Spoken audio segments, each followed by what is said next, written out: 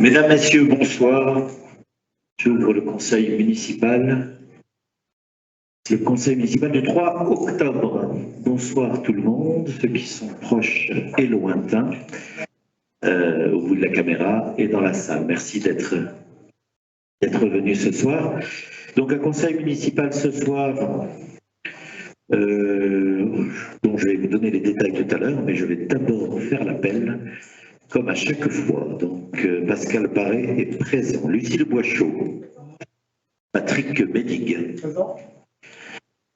Philippe Guyot, Elisabeth Toureau, Gérard Laprin, Serge Lesbos, Marina Veil, Martin Darbois, Étienne Aymar, Laurette Gégou est absente et a donné pouvoir à Marie-Made Dréan, Yves Le Cloarec, Christian Lucas, Marie-Made Dréan, Sabine Digniadis,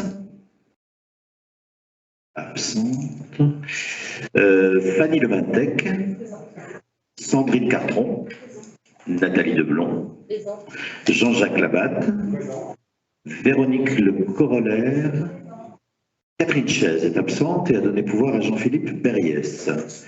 Jean-Philippe Berriès, Emmanuel Herzog, Dany Forest, Éric Monin, Gaël Léveillé, Pascal Lermite, Véronique Rancel, Thierry Wespel. Présent. Merci. Ce soir, la secrétaire de séance est Marina Veil, qui est toujours d'accord, sans problème. Merci Marina. Nous allons approuver je fais approuver le procès-verbal du 12 septembre. Y avait-il des remarques, des remontées? Ça s'est réglé, je crois, sur les votes. On est OK, donc on va vous le faire passer pour signature tout à l'heure. Voilà, j'ai reçu une question orale qui sera débattue après les points d'information, en fin de conseil, présentée par le groupe Inspiration Paradon. Je voulais accueillir aujourd'hui, alors en plus de Juliette qui est tout le temps là pour le télégramme, bien connue comme correspondante, nous avons aujourd'hui Élise Ferry qui est correspondante pour Ouest France, voilà, pour ceux qui ne la voient pas. Hein. Nouvelle correspondante pour Ouest France sur un territoire un petit peu plus large qu'Aradon, mais dont Paradon. Bienvenue parmi nous. Alors, un conseil municipal ce soir qui comprend 10 délibérations et 4 points d'information. Plus, je l'ai dit, une question orale en fin de conseil.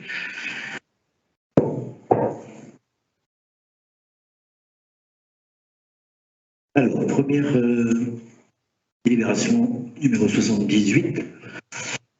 Ça concerne l'élection d'un adjoint. Effectivement, vous l'avez vu dans la presse, que se passe-t-il? Déjà une prise de parole avant l'élection de l'adjoint. Monsieur Jean-Philippe Berriès, prenez votre micro. Oui, monsieur le maire, je crois que nous avons besoin d'une précision parce que nous avons reçu une communication interne à la commune nous indiquant que Madame Lavigne était DGS depuis le 11 septembre. À notre grand étonnement, puisque nous avons eu un conseil municipal le 12 septembre, donc après le 11 septembre, où vous avez présenté Madame Lavigne comme étant la DGA de la commune. Donc on a besoin d'une petite précision avant que le conseil municipal ne démarre, pour savoir si c'est une erreur dans la communication qui a été faite, ou si de date, ou si, et puis nous expliquer que devient Madame Céline Beléat. Voilà, je pense que c'est important de démarrer le conseil avec cette clarification. Merci d'avance. Alors, Monsieur Périès commence le conseil sur les chapeaux de roue. Alors, Monsieur Périès, effectivement, j'ai eu l'occasion de te le dire, je crois, dans une réunion interne concernant Céline Boléat. Nous avions convenu de ne pas parler de cette situation, donc c'est dommage. Alors, Céline Boléat est en arrêt de travail, en arrêt maladie, d'accord, un arrêt qui s'est prolongé, cela fait 7 mois qu'elle est en arrêt de travail pour maladie. Céline Boléat,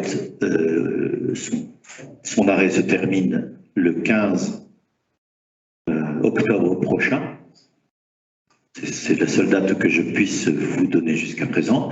Et j'ai donc fait le choix de nommer Isabelle Lavigne, ici présente, comme directrice générale des services. D'accord, elle avait été recrutée comme DGA et directrice générale des services, en l'absence de Céline Boléat, avec laquelle je me suis mis d'accord. Elle est nommée chargée de mission auprès du maire. Voilà ce que je veux dire. Concernant la date, effectivement, le 12 septembre, la dernière fois, quand Isabelle Lavigne était présente, elle était DGA. Petit détail de date qui n'est pas grave à prendre en compte, elle est effectivement DGS. Suite à ça, le même jour où Céline Boléat a été nommée chargée de mission. Je pense que cela suffit.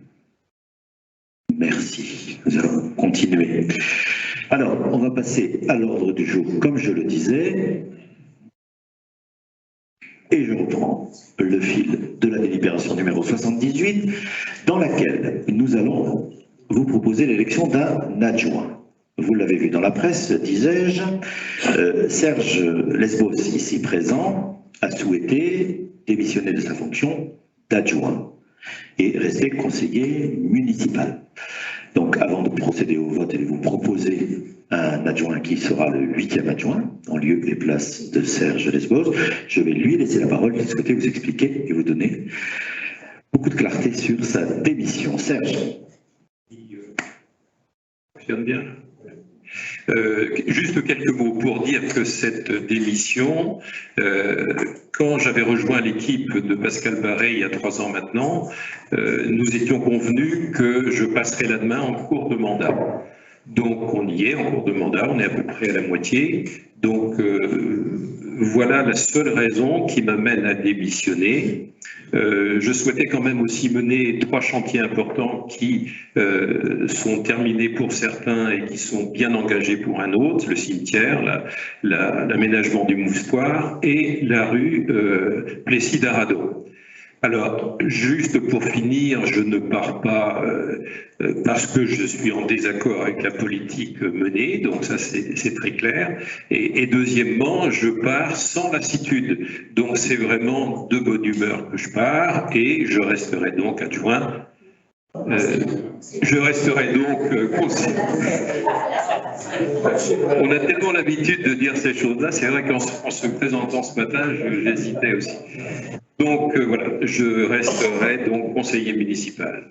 Voilà ce que je voulais vous dire.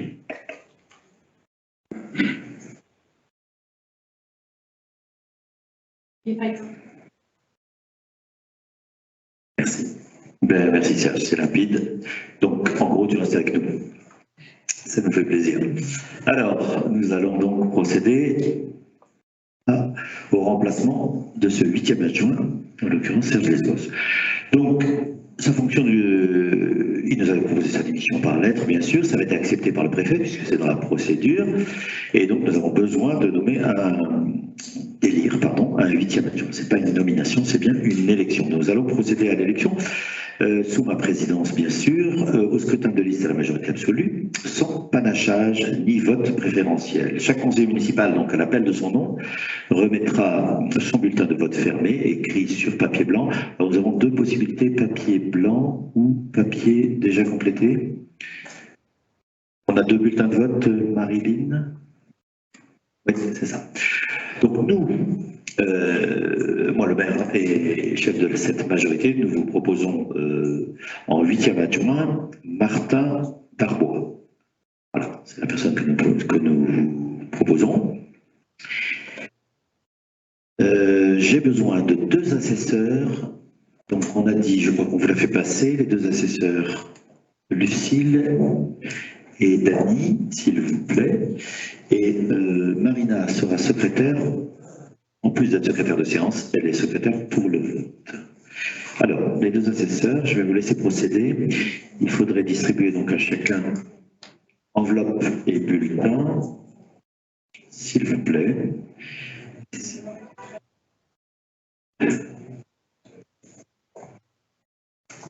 Je vous laisse procéder à ça. Donc il y a un bulletin pour l'élection et un bulletin blanc, que vous souhaitiez voter blanc. Alors moi je vote aussi. Ma voix ne compte pas double, mais je vote. Alors, il y en a deux qui ont un pouvoir. Je vois, Sabine n'étant pas là, donc on sera 28, c'est ça? Isabelle, on sera 28 à voter. Puisqu'il nous manque une personne et deux personnes qui ont le pouvoir. Jean-Philippe et Marie-Mad, vous avez chacun deux votes.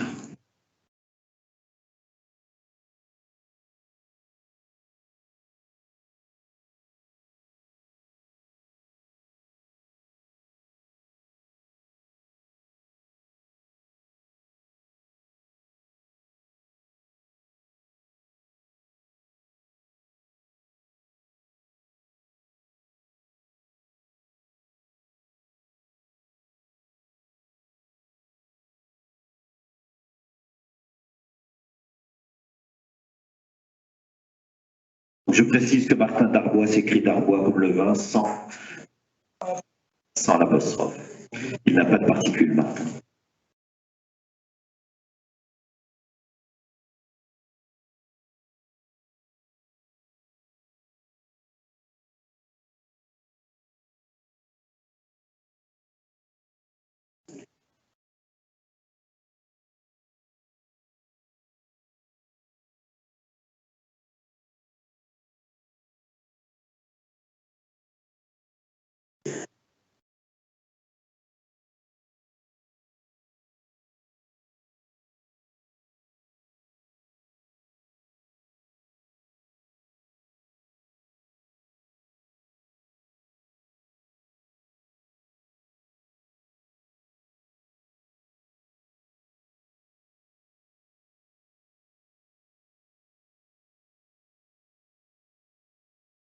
Voilà, maintenant, Sabine n'étant pas là, il doit rester une enveloppe et un bulletin, enfin un bulletin blanc et un bulletin.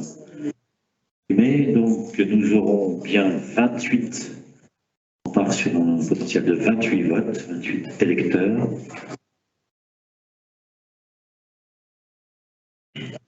Si vous ne voyez pas d'inconvénient, si les assesseurs sont prêts, on va faire voter le maire d'abord, puisque je suis le premier de la liste, ce qui me permettra de commenter ensuite.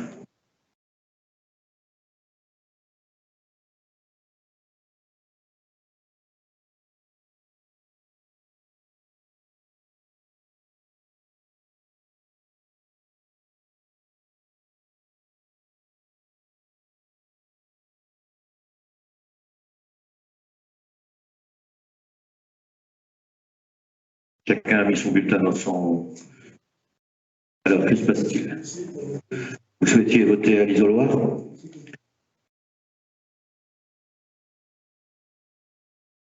Vas-y, prends-le. Oui. Premièrement, je ne vais pas dire que nous regrettons, mais si en fait nous regrettons, je pense, le départ de Serge Desvaux. C'est un homme d'expérience. C'est toujours dommage de perdre de l'expérience au service de la commune. Pas s'empêcher de constater que arrivé un petit peu plus que la moitié du mandat, nous en sommes déjà à la 5e démission.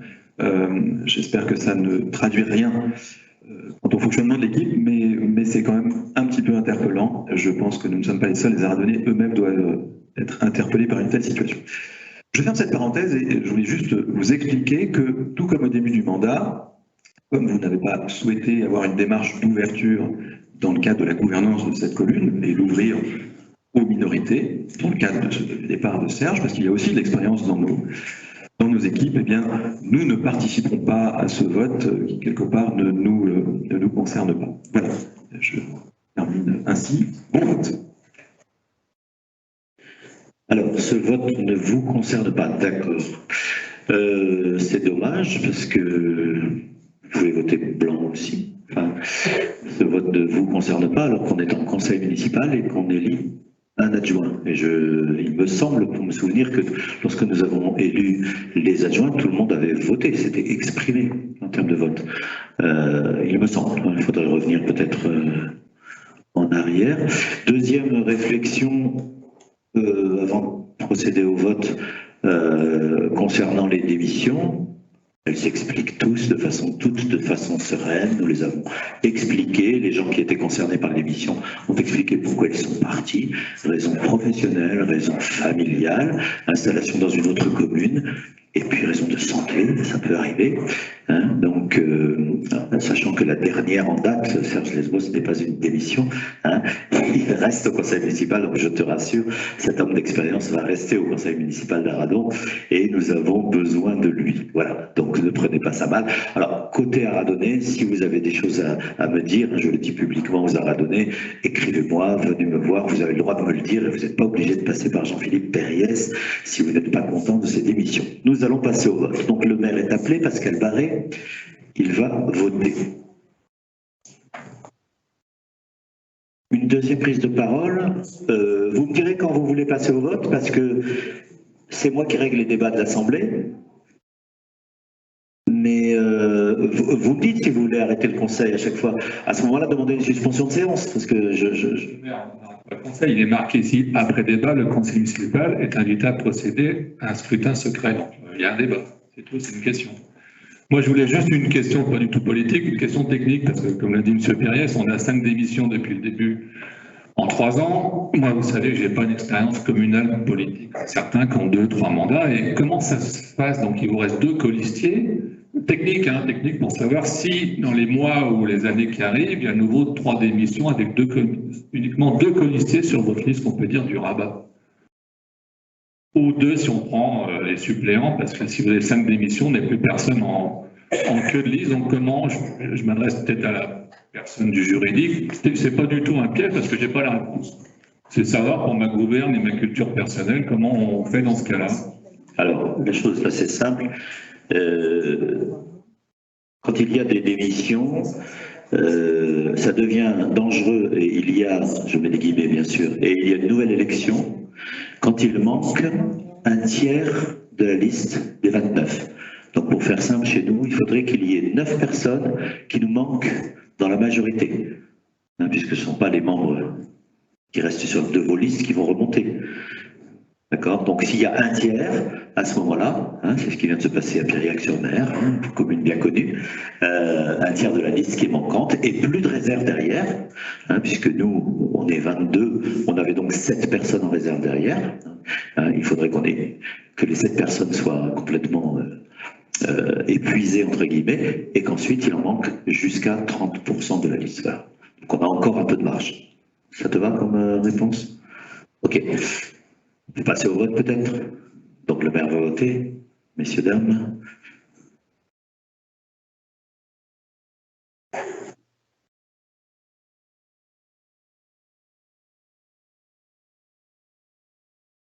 Merci.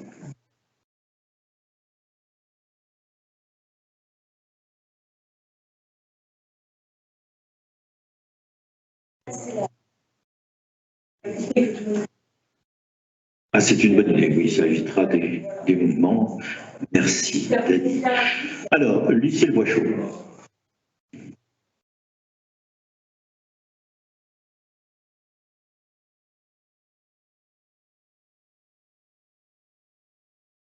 Patrick Médig.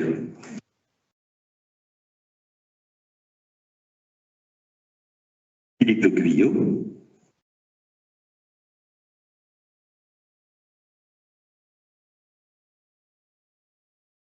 Elisabeth Touron.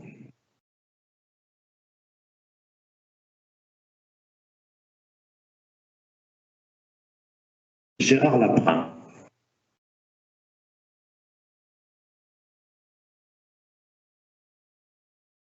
Serge Lesbos. Il est toujours là, qui n'a pas démissionné, hein, je crois. Marina Veil.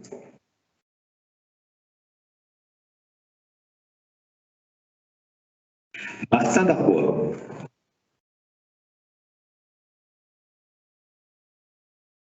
Étienne Aymar.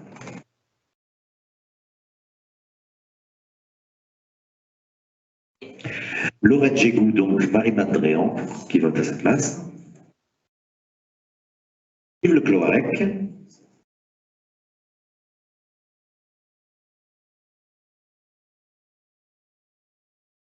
Marie-Made Dréan, à côté. Pardon, Christian Lucas, je les appelle. Oh, Christian. Il n'a pas démissionné pourtant, lui. Excuse-moi, Christian. Marie-Made Dréan. Donc, Sabine Giniadis est absente. Fanny Lematec.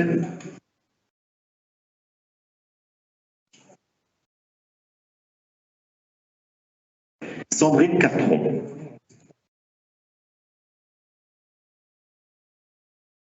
Nathalie Deblon, juste à côté, presque. Jean-Jacques Labatte. Refuse de voter. Véronique Le Coroner. Idem. Catherine Chaise, pouvoir Philippe Périès. Jean-Philippe Périès, deux votes, deux refus de vote. Jean-Philippe Périès, refus de vote. Vous me confirmez, hein, simplement que je sois bien, qu'on me note bien. Emmanuel Herzog. Firme Dany Forest. Même debout, tu votes pas? D'accord. Éric Mona.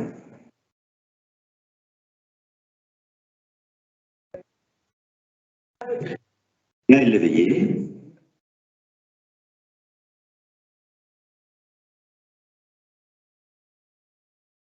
Pascal Lermite. Véronique Ancel. Et à côté, Thierry Guessel. Voilà. Donc, nous étions 28 au départ, moins 6 personnes qui n'ont pas voté. Donc, nous sommes normalement 22 enveloppes. On est d'accord, Isabelle? Ok. Donc, 22 enveloppes, s'il vous plaît.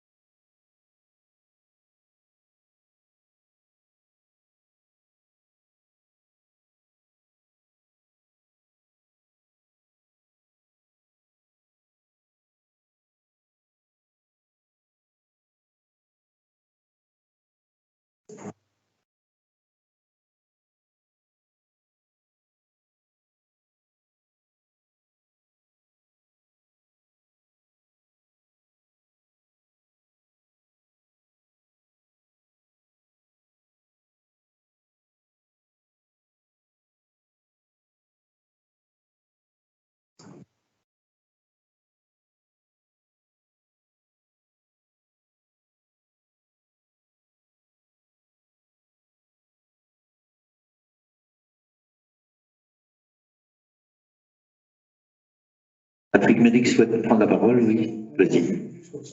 Micro.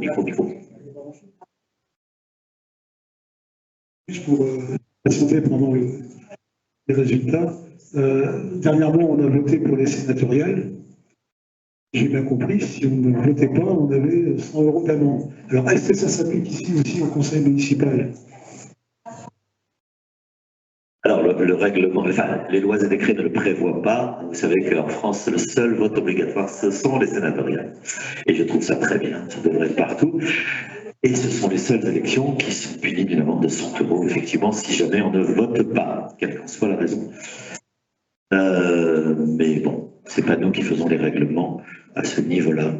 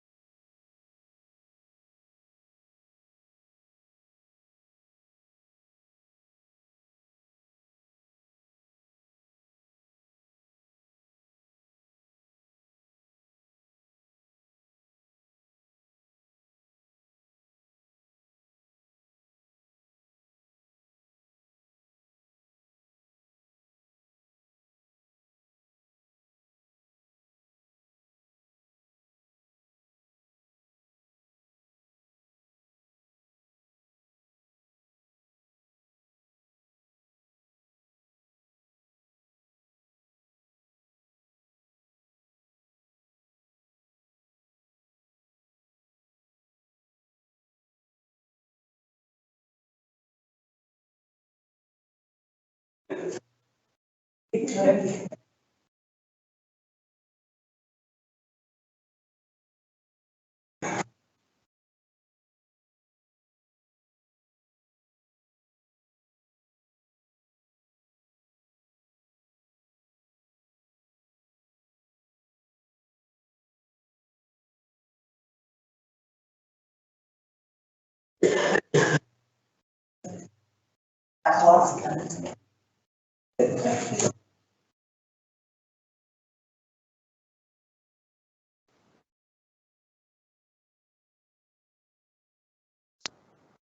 bulletin nul parce qu'il y avait 2 papiers dedans.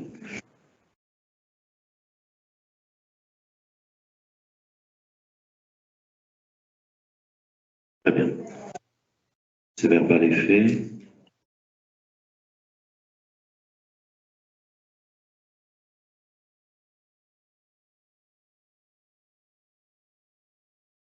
Merci à vous trois. Merci à vous trois. Donc, je déclare donc élu Martin Darbois comme 8e adjoint. Après débat, le Conseil est donc invité à procéder à ce bulletin et à élire le nouvel adjoint. Je le déclare officiellement. Et je suis autorisé à prendre toutes les dispositions et signer tous les documents nécessaires à la bonne exécution de la présente délibération. Je suis obligé de faire voter sur la délibération. Donc, on va considérer que c'est le résultat du vote qui tient lieu. On a eu donc 21 pour Martin Darbois, un vote nul, et c'est tout. Les autres sont considérés comme en droit, des abstentions peut-être. On vérifiera. Ne prête pas part au vote. On le dit comme ça. D'accord. Eh bien Martin, bravo. Bravo Martin, je pense qu'on peut l'applaudir. Et je te laisse la parole. Merci, monsieur le maire. Alors, ça ne marche pas. Voilà. Merci, monsieur le maire. Merci à presque tous pour cette élection. Je n'imaginais pas entendre aussi souvent mon nom prononcé. Ça m'est rarement arrivé. Je voudrais remercier particulièrement Serge Lesbos, qui s'est investi au service de la commune depuis aussi longtemps, autant d'années. J'aurai certainement encore besoin de lui, de temps à autre. J'essaierai d'être aussi efficace et disponible, en particulier avec les services techniques, et pour échanger sur les projets en cours et les divers travaux. Comme vous le savez, le chantier du Moustoir se termine. Serge en a parlé. Celui de la rue Plessis-d'Aradon redémarre pour s'achever au début du printemps prochain. Serge en a parlé également. Il a initié ce chantier. Et enfin, celui de la Maison des associations qui se prépare. Mais vous êtes déjà au courant pour avoir participé à des réunions publiques. Ce sont de très gros chantiers. Les nombreux petits travaux sont tout aussi chronophages pour les services et je voudrais les accompagner de mon mieux. Ça me paraît important. Si l'on peut dire, je suis dans le bain depuis le début du mandat, accompagnant les services techniques et le BMT. Je n'ai donc pas beaucoup d'expérience, mais un petit peu, et quand même 45 ans d'expérience de travaux dans la vie professionnelle passée. Je vous remercie.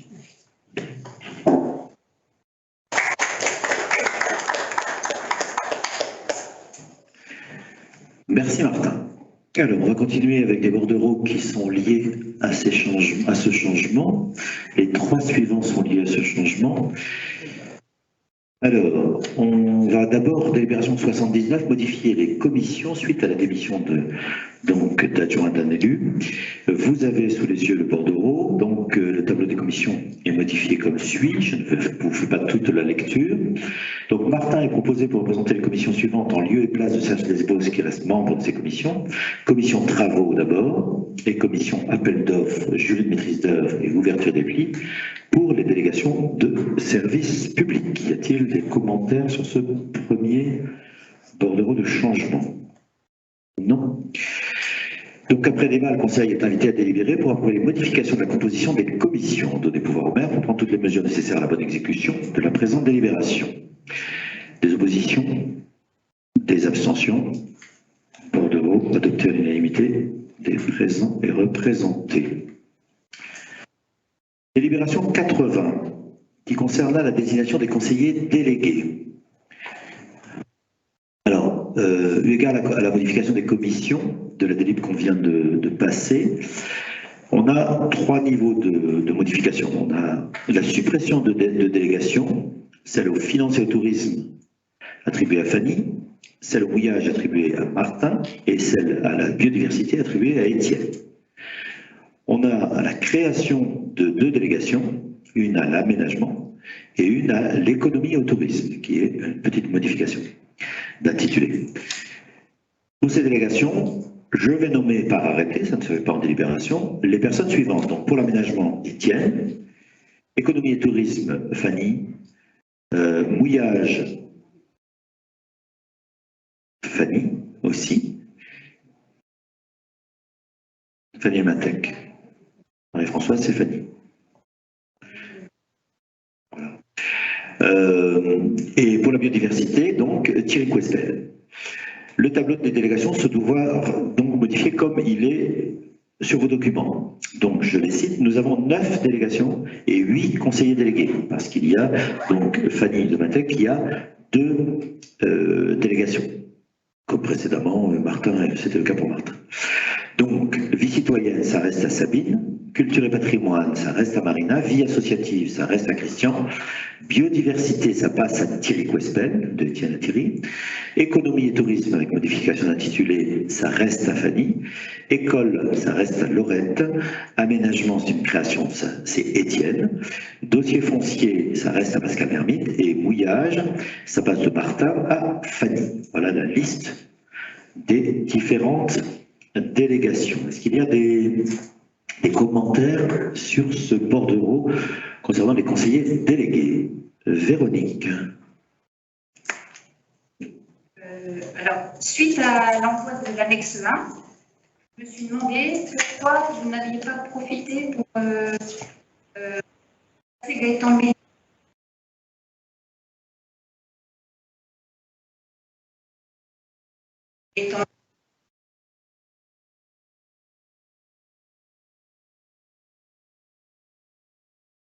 Petit rappel avec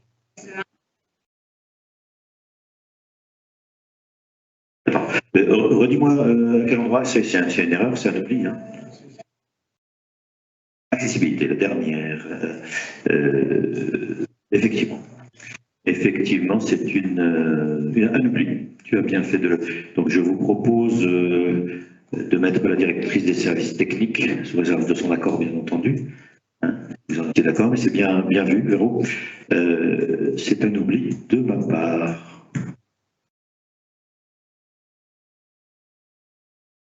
D'autres remarques?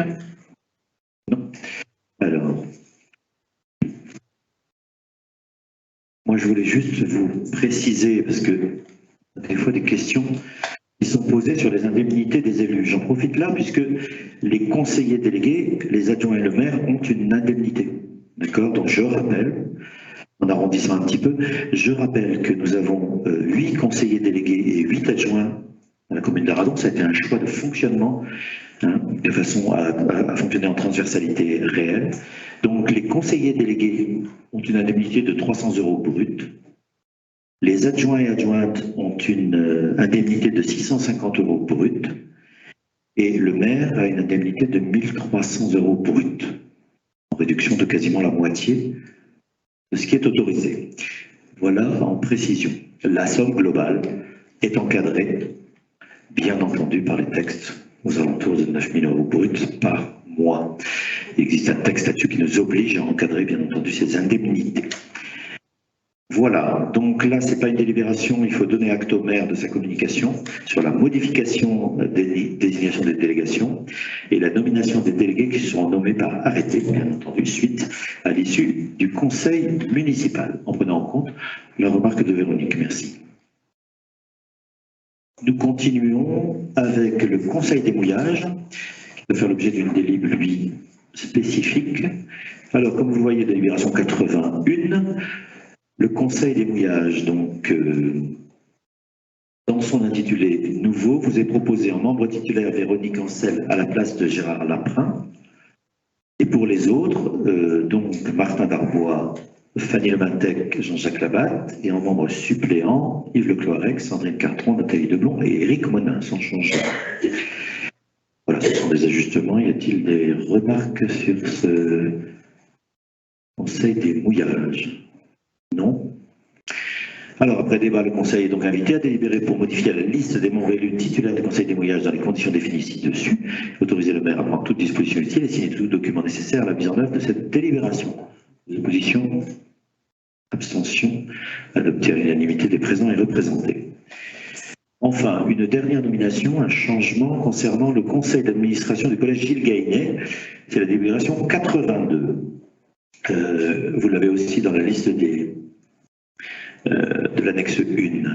Donc, la modification que nous vous proposons, il faut savoir que les collèges publics donc, font l'objet de représentation de la collectivité sur laquelle ils sont installés. Donc, un représentant du conseil départemental, bien sûr, le département étant la collectivité de rattachement, et donc c'est Denis Berthelot qui siège, et 2 représentants de la commune siègent de l'établissement, un titulaire et un ou une suppléante. J'étais jusqu'à présent titulaire, Catherine Chaise est suppléante. Nous vous proposons que Marie Madréan soit titulaire à ma place. Y a-t-il des remarques? Non. Après débat, le conseil municipal est donc invité à délibérer pour approuver la modification de l'élu titulaire au conseil d'administration du collège Gilles Gainet dans les conditions définies ci-dessus. Autoriser le maire à signer tout document nécessaire à la mise en œuvre de cette décision. Les oppositions, abstentions, adopté à l'unanimité des présents et représentés. Délibération numéro 83, il s'agit du budget annexe de la lucarne BM1. Je passe la parole à Philippe Guyot. Philippe. Merci, monsieur le maire. Donc, je vais être assez rapide sur cette délibération, au moins sur la proposition de décision modificative qui concerne, comme vous l'avez dit, le budget annexe de la lucarne. En fait, donc, la commission des finances, vie économique et touristique a statué le 30 août sur cette DM. Elle a statué, elle a mis un avis à l'unanimité. Il s'agit effectivement d'une écriture comptable permettant d'amortir les subventions et au moins la quote-part de la subvention reçue par la lucarne en ce qui concerne le logiciel RH Finance pour un montant de 400 €. On avait prévu initialement 500 €, donc il convient de trouver 400 €. Bon, vous avez toute une série de listes qui comptablement permettent d'expliquer où est-ce qu'on va chercher l'argent et comment on le fait. En tout état de cause, ce qu'il faut retenir, c'est que la décision modificative nous fera passer les subventions d'investissement rattachées aux actifs immobilisables de 500 €, comme c'était prévu dans le budget 2023, à 900 € dans une nouvelle inscription budgétaire. Voilà, je pense qu'il faut. Je suis allé à l'essentiel d'une écriture comptable qu'il convient de présenter à l'occasion d'un conseil municipal pour une délibération. Des interventions? Merci Philippe. Après débat, le Conseil est invité à délibérer pour approuver la décision modificative budgétaire numéro 1 du budget annexe de la lucarne dans les conditions définies ci-dessus. Autoriser le maire à prendre toutes les mesures utiles à la bonne conduite de ce dossier et signer tous les documents nécessaires à la bonne exécution de la présente délibération. Les oppositions? Abstention? Adopté. Merci.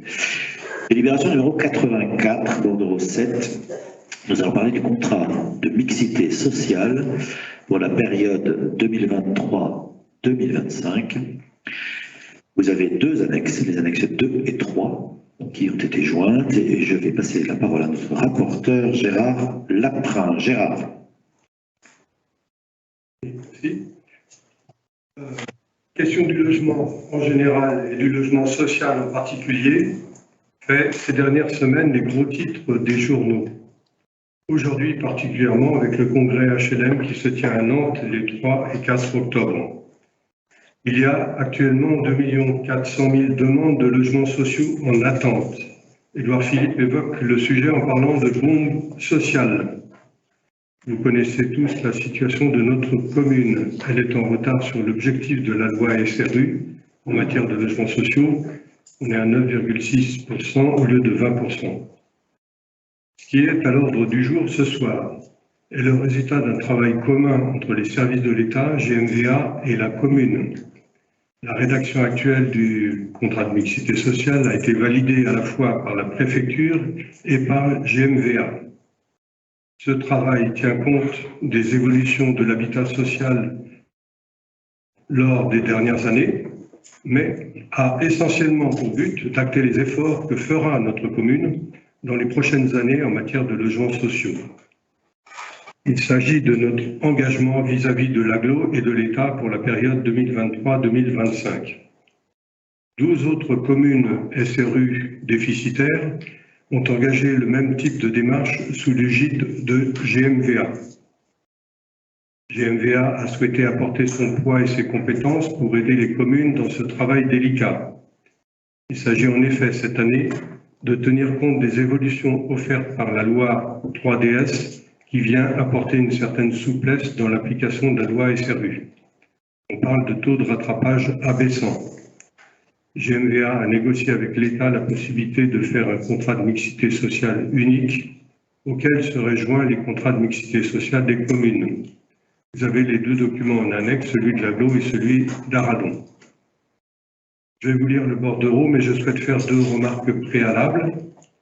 Le contrat de mixité sociale permet à l'État et à l'AGLO d'avoir un regard attentif sur l'action des communes dans ce domaine sensible, tout en les poussant à être ambitieuses malgré la souplesse nouvellement acceptée.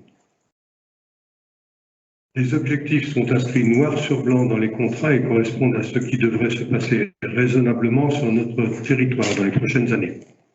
Toutefois, quand la municipalité n'a quasiment pas de foncier et des moyens financiers ne pouvant pas s'adapter au prix du foncier local, les opérations immobilières dépendent essentiellement des opérations privées qui comportent un pourcentage de logements sociaux au-delà de 4 logements. Notre équipe, comme les précédentes, a été et sera confrontée à cette situation.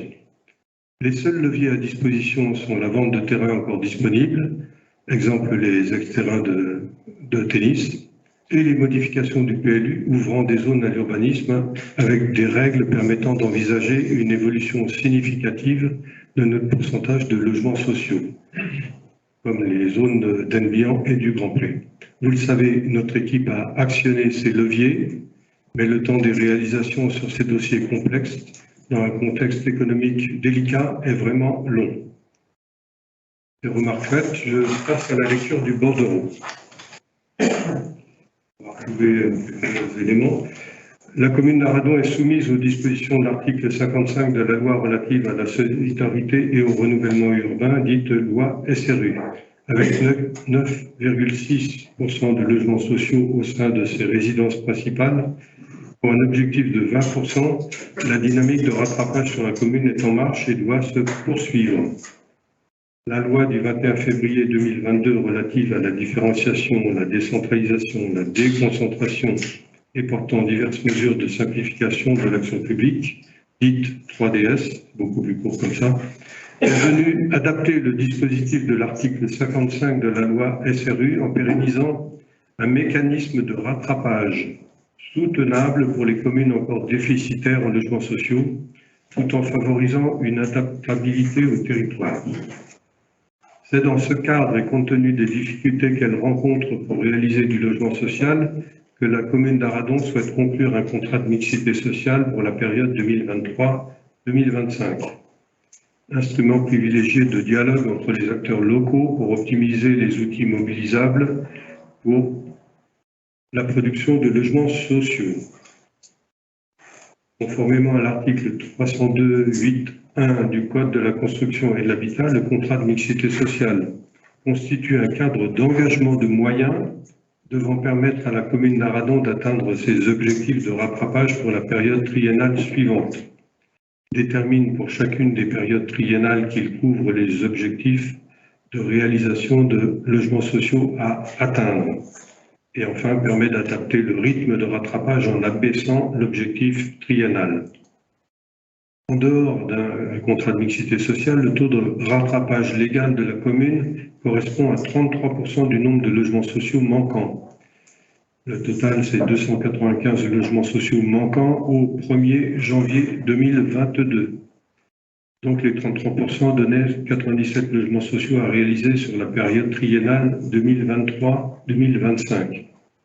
en application des dispositions de l'article L. 302.8.1 du Code de la construction et de l'habitation, la commune sollicite par la contractualisation d'un contrat de mixité sociale signé par la commune, le préfet du département et le président de l'EPCI dont la commune est membre, Golfe du Morbihan, Vanaglo, donc sollicite un taux de rattrapage abaissé pour la période 2023-25 fixé à 25% du nombre de logements sociaux manquants, soit 74 logements sociaux à réaliser sur la période 23-25.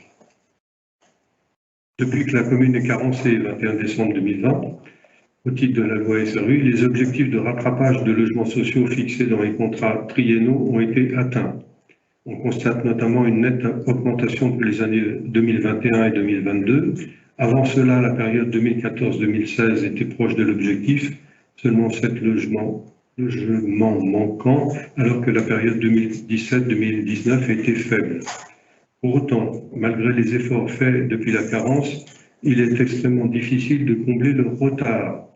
En effet, la commune doit, d'une part, faire face aux divisions parcellaires et transformations de résidence secondaire en résidence principale, et d'autre part, la commune n'a pas de portefeuille foncier permettant de lancer rapidement des programmes avec les bailleurs sociaux. De plus, à cause de la forte pression foncière et immobilière, les promoteurs privés et les offices publics ont beaucoup de mal à équilibrer les opérations de logements sociaux. La signature d'un contrat de mixité sociale est donc indispensable à la commune d'Arradon afin de pouvoir rattraper progressivement son retard dans un cadre défini avec le préfet et GMVA. Au regard des enjeux partagés d'accès au logement pour tous et de production de logement social à l'échelle communautaire, notamment à travers le programme local de l'habitat, le contrat de mixité sociale communale sera annexé au contrat de mixité sociale unique élaboré à l'échelle de la communauté d'Aglo. J'attire votre attention sur le fait que vous avez deux documents, que j'ai déjà dit, et que les éléments les plus intéressants, puisqu'on parle d'objectifs, c'est à partir en gros de la page 17 du contrat de mixité sociale de la commune d'Arradon.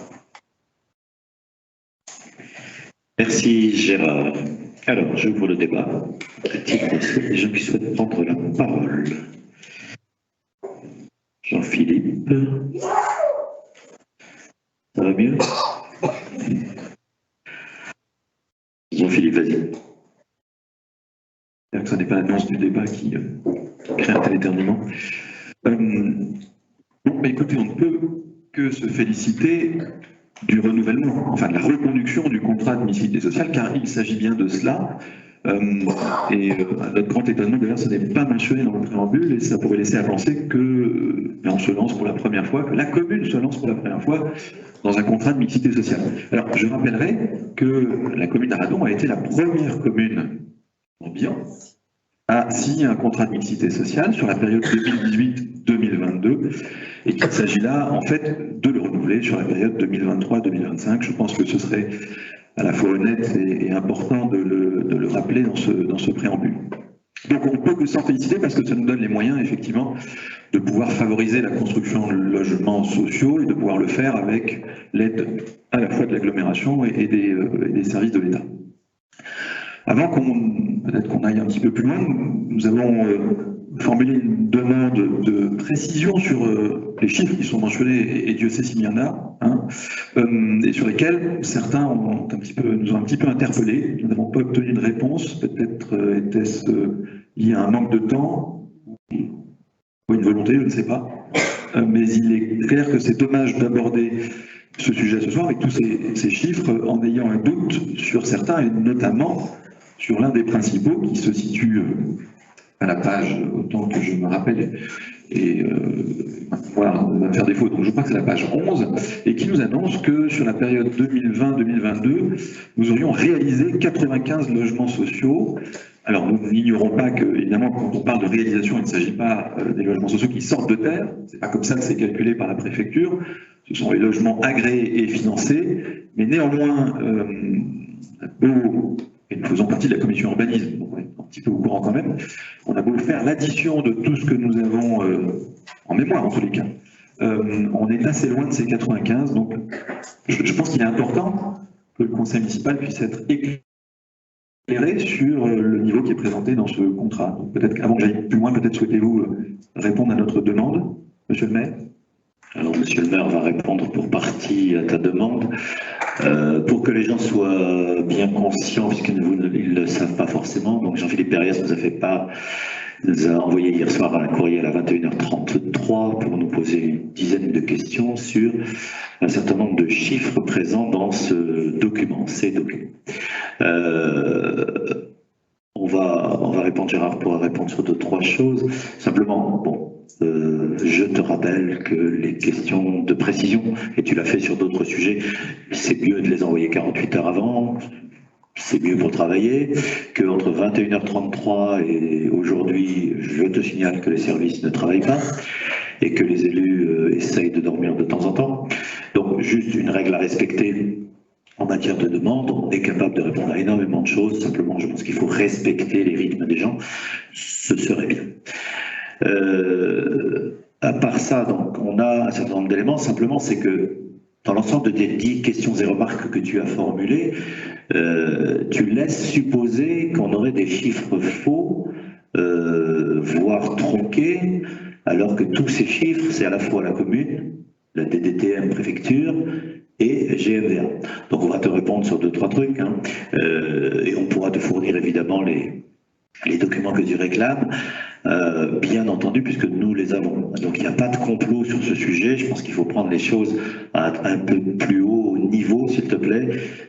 Qu'est-ce qu'on cherche au travers d'un CMS, hein? Je pense qu'il serait intéressant. Alors, tu te fais le chantre de chiffres exacts, c'est bien, hein, mais on va essayer de te donner des précisions. Donc, je te rappelle simplement que si c'est possible, plus de 48 heures avant le conseil municipal, ce serait très bien. Hein. Les services ont d'autres choses à faire aussi, des dossiers à suivre et les élus aussi. Gérard, est-ce que tu peux rapporter quelques éléments, sans aller forcément dans tout le détail, de la liste qui ressemble à Prévert, mais sans la poésie? Vas-y. Le bilan 2020-2021.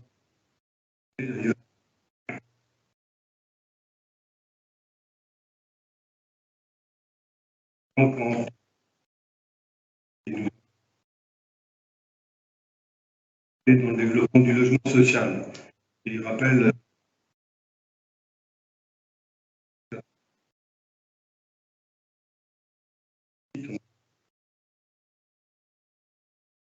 et nous invitait à signer un contrat de mixité sociale. Le 9 mars. Je pense qu'on pourra voir les chiffres qui seront derrière et qui font le bilan. On a par exemple Bretagne Sud Habitat. Alors il y a des choses qui ne sont pas sorties de terre encore, hein, mais qui sont comptées parce que financées. Il y a les décomptes de l'aglo, moi je ne sais pas comment ça marche en détail, mais on a par exemple le carré du Plessis qui a été fait, 3 logements, Aiguillon Construction, le Ré du Golfe, de Plesterven, c'est pas encore fait, mais c'est comptabilisé dans le bilan triennal 2022.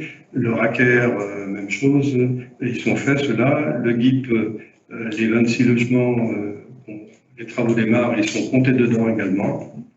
Seaside, les 17 logements, c'est pas démarré, mais ils sont comptés dedans. Le Clos Margaux également.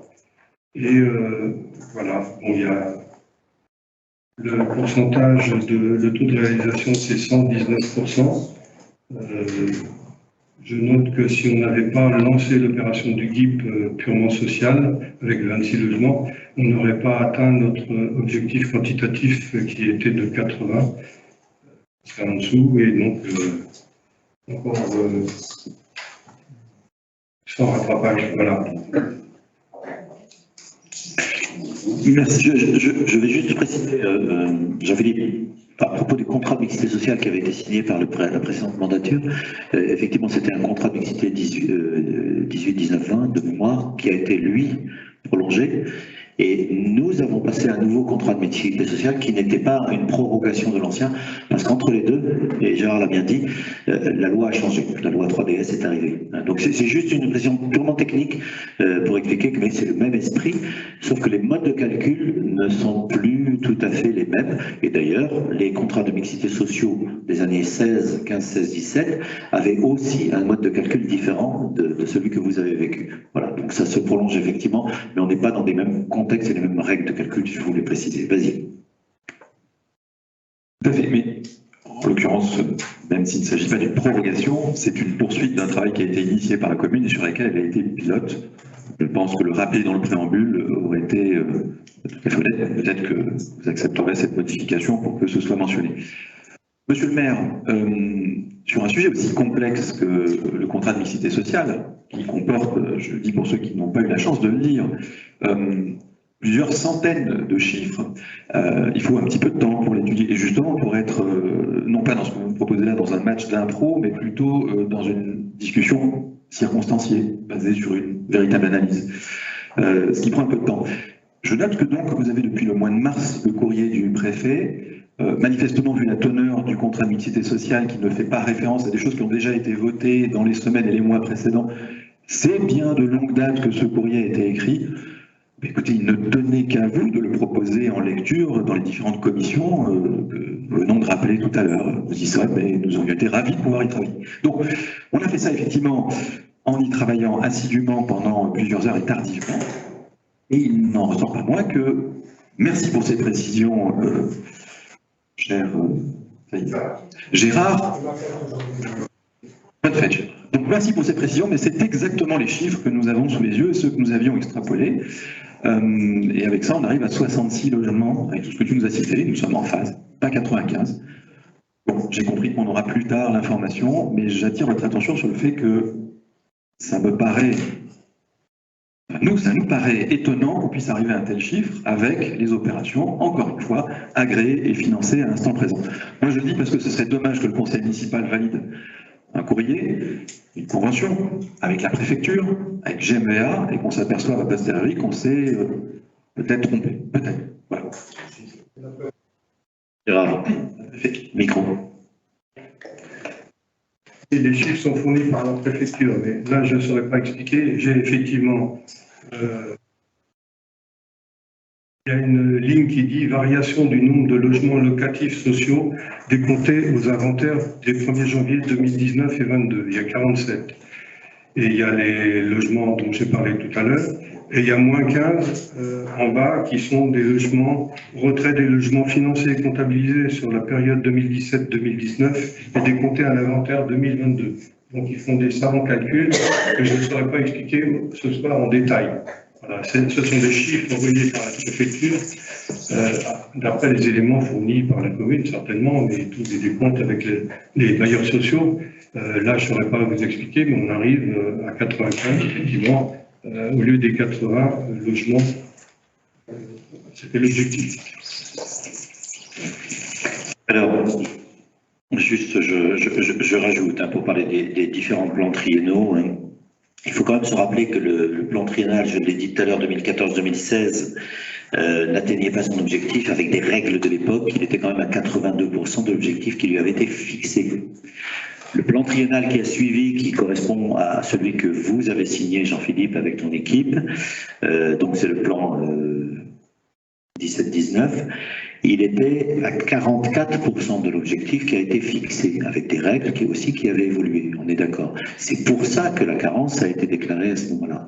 Et le plan triennal qui a suivi, qui est le nôtre, entre guillemets, mais qui est le fruit d'une continuité de politique, on est bien d'accord, il est à 119% de l'objectif qui nous avait été fixé. Voilà, donc on a un petit bonus sur ce dernier plan triennal qui fait que ça se reporte sur le suivant, celui que nous allons signer maintenant. Voilà, c'est une continuité. C'est juste pour expliquer que ça ne sert à rien de faire des à-coups en matière de politique de logement social. Il faut une progression Il faut une véritable progression, à la hausse bien entendu, régulière. Simplement, c'est que le système veut qu'on a plus souvent des résidences principales qui se créent que des logements sociaux. Et donc le taux, il se tasse petit à petit, il augmente, mais en se tassant petit à petit. Voilà. Je pense qu'il faut qu'on ait ça en tête si on veut avoir une politique de logement social. C'est pour ça qu'on a lancé des opérations importantes qui apparaissent dans ce plan triennal, ce contrôle de mixité sociale, ce CMS, de manière réaliste et volontaire. La partie de logements sociaux du Grand Pré apparaît dans le tableau pour 40 logements. La partie de logements sociaux de NBIAN n'apparaît pas parce qu'il est impossible de programmer des logements sociaux avant la fin de ce plan triennal, de ce CMS. Il n'est pas réaliste de les programmer. Donc nous ne les avons pas programmés. Voilà. Mais néanmoins, on doit pouvoir atteindre l'objectif qui nous a été fixé par cette loi 3DS et ce taux abaissant. Pour ceux qui, si tout le monde a compris, ce serait bien. Alors, Jean-Philippe, tu veux reprendre la parole? Donc, en l'occurrence, pour avoir étudié cette méthode de calcul, je pourrais t'expliquer, mais ce serait sans doute un peu rébarbatif pour le conseil municipal, pourquoi on a cet inventaire, cette suppression et cette introduction. Mais une partie de ce que tu viens de nous citer, mieux que la préfecture soit en phase, a déjà été pris en compte dans le bilan triennal précédent. Voilà. Donc je pense très sincèrement que nous sommes dans une situation où nous avons pris en compte 2 fois, au travers de 2 bilans triennaux successifs, les mêmes réalisations. J'en fais la remarque ici pour éclairer le conseil municipal, pour vous inviter peut-être avant qu'on ne valide cette convention à faire une dernière vérification, mais j'entends bien qu'il vous appartient d'en décider. Alors, mettons cela de côté. En tous les cas, qu'est-ce qui ressort finalement de ce que vous nous présentez? Et on vous remercie enfin de sortir des chiffres qui sont projectifs, et puis surtout des chiffres sur la réalisation. Et bien, il ressort que ce que nous avions indiqué pendant la phase d'enquête publique sur le projet de DPMEC d'NBIAN est aujourd'hui confirmé. Nous avons bien, au travers du travail qui a été fait dans le mandat précédent, parce qu'évidemment, vous avez tous compris que tous les logements sociaux qui ont été inaugurés depuis mars 2020 et qui restent encore à inaugurer parce qu'il en reste un, sont tous issus du travail de la mandature précédente et des permis de construire qui ont été validés précédemment. Alors évidemment, c'est pas facile à intégrer quand on discute ici de conventions sur lesquelles les calculs sont faits, non pas sur ce qui sort de terre mais ce qui est financé, mais la réalité c'est que le passage de cette stagnation à 8,8% à aujourd'hui quasiment 10%, c'est-à-dire 9,6%, est la résultante du travail qui a été fait dans la mandature précédente. Je préfère le rappeler ici parce que nous avons entendu cette musique, et nous l'entendons encore d'ailleurs, qui consiste à dire que vous êtes tenu de rattraper la gabegie, ou du moins c'est pas la gabegie, le manque total d'action de l'équipe précédente. Donc ça c'est bien de le rappeler et c'est surtout très bien de voir enfin des chiffres et une réalité, mais c'est vrai que quand on s'adresse au préfet, on est moins enclin à tenir un discours politique, mais plutôt un discours factuel.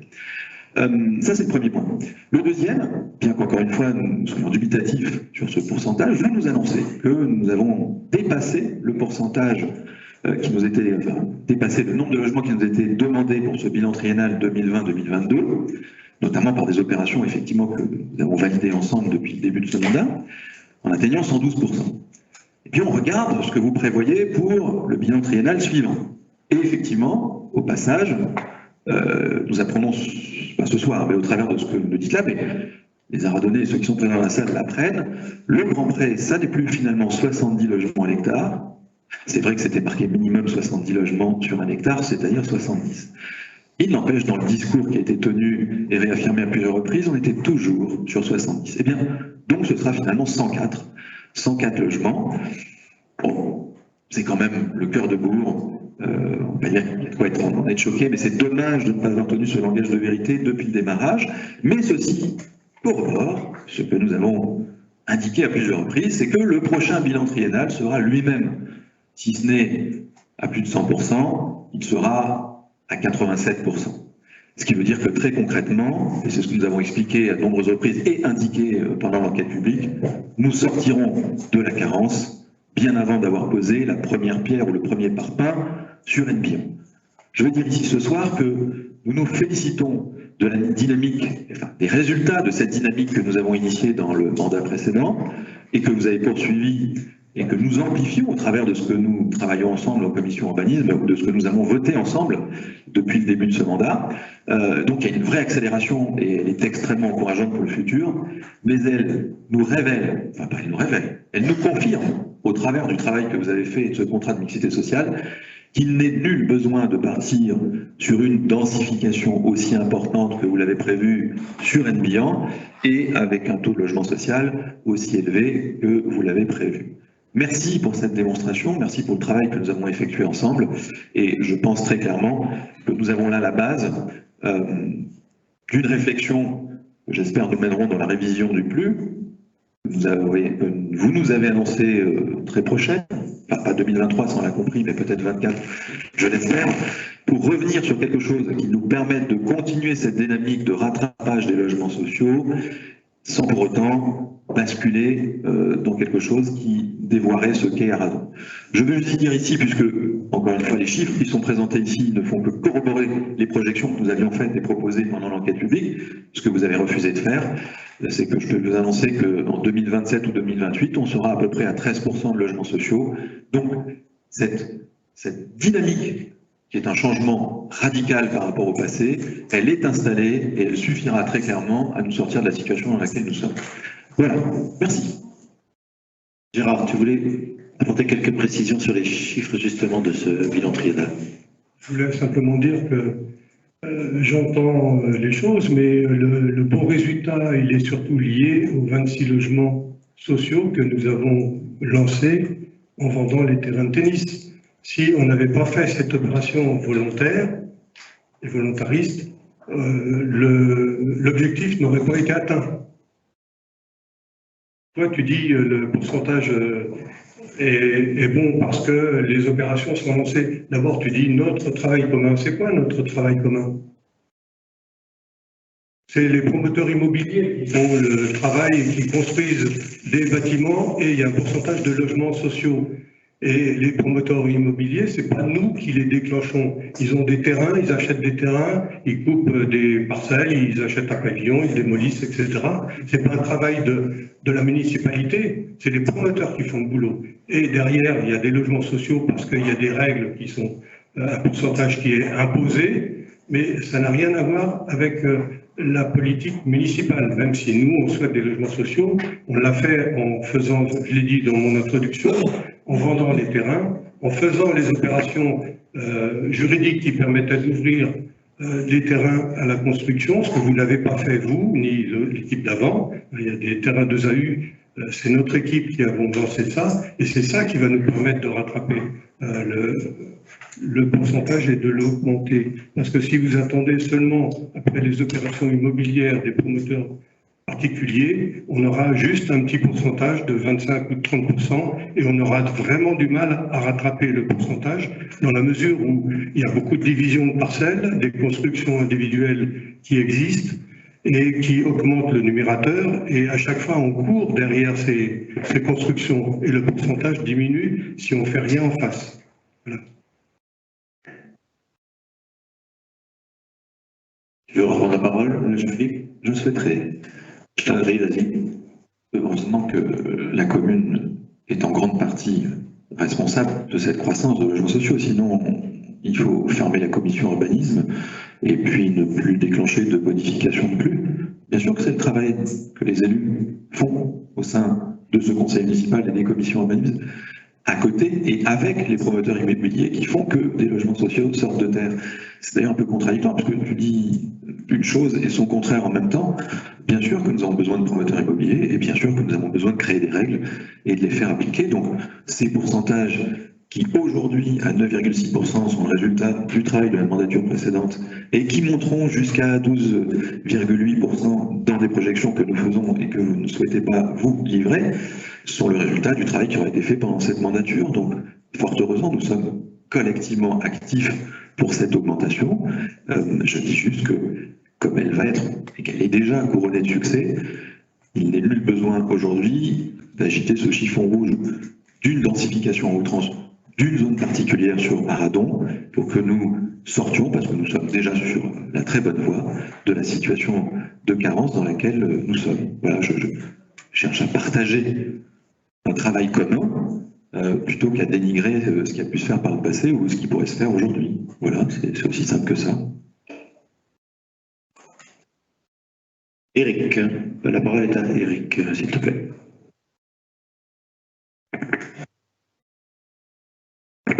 Merci, monsieur le maire.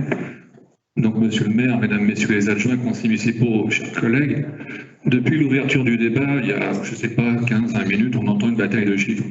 Et quand on parle des chiffres comme vous le faites, c'est forcément l'aveu d'un échec, quel qu'il soit, puisqu'on n'est jamais d'accord. Comme l'a dit Gérard au début de son préambule, aujourd'hui, c'est le 83e congrès de l'Union sociale de l'habitat à Nantes, 2 jours. Et on va parler d'un problème qui est effectivement national, 83e congrès, donc c'est pas le premier, c'est pas quelque chose de nouveau, le problème du logement, c'est un problème qui est national. Et je suis toujours étonné de voir qu'une commune comme Arradon, avec 1865 hectares, 5400 habitants, pas friche, vous avez à la fois la campagne, vous avez les bois, vous avez les chemins côtiers, vous avez un centre-bourg, on doit, nous, prendre la responsabilité. Avec ici, le document que j'ai lu plusieurs fois, parce qu'effectivement, les chiffres, comme l'a dit M. Perriès, il y en a des centaines, c'est compliqué. C'est un peu une boîte à outils où, à un moment, on fait du portage foncier, peut-être, ou à un moment, on fait appel à l'EPFB, l'Office public pour acheter les terrains, on passe du BRS, on passe du social, on passe de tout. Mais je pense qu'aujourd'hui, le problème de fond, je suis très attaché au problème de fond, si on veut voir loin, c'est de repenser le logement dans sa globalité. On sait qu'on a des contraintes. Notre ministre de la Transition écologique en a parlé jeudi dernier. Il faut faire des choses. Il faut tenir compte de la loi climat et résilience de 2015, dont il n'est pas parlé ici. Il faut tenir compte du PADD, plan des déplacements, dont il n'est pas tenu compte ici. Il faut tenir compte aussi de la loi zéro artificialisation nette. Donc ici, ce que je vois, c'est qu'on parle du logement social comme on en aurait parlé il y a 40 ans, il y a 50 ans. On va construire, on va bétonner, on prend des terres, NBIAN, on prend le Grand Prix NBIAN, c'est beaucoup de cycles. Il y a une époque, quand une entreprise s'implantait, si on prend le Nord par exemple, les villes comme Rouen, les villes comme Lille, l'employeur construisait pour ses employés des logements. Voilà, c'est une piste.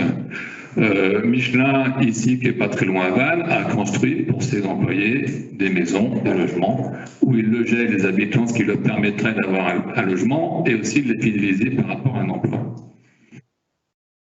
Je pense qu'il faut voir loin, il faut voir bien, et on a, je pense, raté des opportunités de préemption, notamment quand vous parlez des logements du GIP. Bon, je ne vais pas revenir sur le prix du terrain vendu à un prix dérisoire, alors qu'un promoteur privé dont on a parlé aussi l'aurait peut-être acheté, et j'en connais 1,4 million, 1,5 million d'euros, au lieu des 160 000 donnés à GMVA, anciennement BSH. Le Beau Rivage, c'est un privé qui l'a acheté. Est-ce qu'il n'aurait pas été judicieux, je dirais, pour toujours voir loin, voir bien, de faire une opération qui aurait été plus peut-être intéressante en termes de logement, en faisant une opération commune entre le GIP, entre le Beau Rivage ou l'emplacement, ce qui en plus aurait respecté la loi ZAN, puisqu'on aurait construit sur du déjà bâti. C'est une question, je vous laisse faire. Enfin, vous savez ce que je pense du logement du GIP, on va pas revenir sur la situation. Là, vous allez construire encore la maison des associations sur un endroit, l'ancienne aire de jeu. Donc, on va bétonner sur de l'herbe. Est-ce que, puisque j'ai entendu que c'était à l'état de projet, de voir autrement, et pourquoi dans cette maison des associations, puisque vous l'appelez comme ça, est-ce qu'on ne pourrait pas faire venir des logements? Pourquoi est-ce qu'on ne pourrait pas créer 3-4 logements sociaux, le logement multigénérationnel, ou une résidence senior, ou un petit bout? C'est encore une piste que je vous propose. Et dernière chose, je ne sais pas où ça en est, la salle de la Brèche qui est dans un état qui est inqualifiable, c'est une zone UBL, donc une zone dédiée aux loisirs. UBL, UBB, on n'est pas loin. Une salle qui est là, on ne détruit pas l'arbre. Un terrain goudronné qui est dans un état aussi déplorable. Est-ce que ce n'était pas non plus une piste sur cet emplacement-là de construire du logement social, ce qu'on aurait pu encore construire plus haut, parce que ça, il va falloir que les gens, et ça va donner ici dans la salle, qu'il va falloir rentrer, qu'on ne va plus pouvoir construire du R+1, +2, plus statique. Si on veut construire et densifier, il va falloir construire en hauteur. Une proposition comme ça à la Brèche de construire plus haut dans les points bas, c'est le cas. et de s'entendre bien sûr avec les riverains à côté pour les autres. Donc optimiser ce niveau et plutôt que de faire logement, repenser à mixer du social, de l'entreprise, du privé. C'est comme ça qu'on pourra s'en sortir. Juste une question, le taux, donc la dernière page du document, donc de 21 pages. Si, c'est important, parce que c'est pas sûr. Si ces opérations voient le jour prochainement, Radon pourrait compter 240 logements sociaux supplémentaires. Donc à peu près combien de personnes, monsieur le maire, sur 240 logements? Et quel serait à ce moment-là le pourcentage? Est-ce qu'on serait dans les 20% imposés donc, par la loi SRU? Et en relisant l'article 55 de cette loi SRU, j'étais vraiment étonné de lire que c'est le site du gouvernement, c'est pas moi qui l'ai inventé. La dernière phrase, tout en bas de la page, je vous la cite, la prise d'un arrêté de carence, donc ce qui était le cas en 2021 pour la commune de Radon, vient ainsi sanctionner notamment sur un plan financier les communes refusant de prendre part à l'effort de solidarité nationale. Alors je pense que comme ce qui a été dit dans la mandature précédente, on n'a jamais refusé, et c'est peut-être un point et un verbe important sur lequel on aurait pu jouer pour ne pas subir cette carence locative. Merci, monsieur le maire. Alors, est-ce qu'il y a des gens qui souhaitent faire des commentaires autour de la table, suite au propos d'Éric? Non. Alors, moi, deux, trois éléments, simplement. Moi, je voudrais qu'on sorte de la caricature du logement social, parce que nous ramener aux années 50, elles ont existé, ces années 50. La reconstruction de la France, elle a existé. Les grandes barres et les grandes tours ont existé. Elles en existent encore. Hein. Les périodes de migration, d'immigration, de besoins en main-d'œuvre ont existé. D'accord ? Je ne nie pas le fait qu'il existe aussi encore des quartiers difficiles autour des grandes métropoles, principalement des grandes métropoles. Pas exclusivement d'ailleurs, mais principalement. Simplement, c'est qu'il y a eu des efforts colossaux faits en renouvellement urbain, comme on appelle ça, les fameuses enrues, qui ont permis justement de recréer de la mixité, d'améliorer un certain nombre de quartiers. N'oublions jamais que tous les gens qui vivent dans ces quartiers, ils sont très souvent d'excellents voisins. Je crois qu'il faut qu'on sorte des caricatures, il faut qu'on sorte de ces sujets-là. Donc, c'est juste pour dire, Éric, je vois que tu piaffes, mais tu vas reprendre la parole, mais c'est juste pour dire que sortons de ces schémas qui sont complètement obsolètes pour comprendre quelle est la demande des personnes aujourd'hui pour se loger. Le logement social n'étant qu'un des éléments du puzzle. Quelle est la demande de ces gens? Je siège tous les lundis à 14h jusqu'à 16h dans la commission d'attribution des logements sociaux de Morbihan Habitat. Tous les lundis, je siège dans cette commission. D'accord? C'est confidentiel dans cette commission. Nous n'avons pas le droit de prendre une note, nous n'avons pas le droit de prendre une photo des écrans qui nous sont proposés. Il s'agit des attributions de logements sociaux. Qu'est-ce qu'on constate? Les gens qu'on nous propose pour un logement X ou un logement Y sur telle commune ou telle commune, tel type de logement, tel type de famille, sur les logements qui sont dans le Morbihan. Sur l'ensemble, là on est sur l'ensemble vanitaire, on va dire au sens large du terme, dont nous faisons partie à Radon. Qu'est-ce qu'on voit? Uniquement des situations de personnes. C'est nous autour de cette table, c'est vos enfants, c'est nos parents. Ce sont ces personnes-là. La plupart, ce sont des séparations. La plupart des dossiers, ce sont des séparations. Vous passez d'un logement à deux logements. Vous passez d'un volume et d'une surface d'un logement à, non pas une multiplication par 1 ou 1,5, mais par 2, parce qu'il y a des gardes alternés. C'est la société d'aujourd'hui.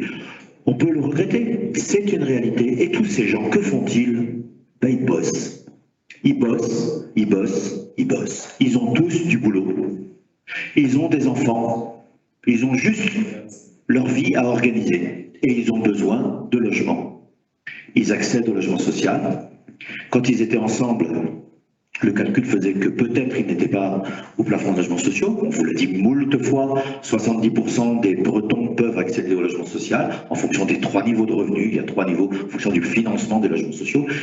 70% de ces personnes, c'est juste des gens qui ont envie d'habiter et de vivre normalement.